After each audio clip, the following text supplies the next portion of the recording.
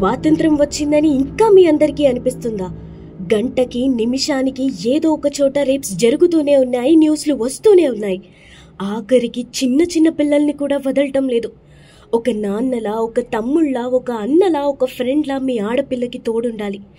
మన దేశంలో ఈ రేప్స్ జరిగినన్ని రోజులు మనకి ఇండిపెండెన్స్ రాని రోజుగానే మిగిలిపోతుంది.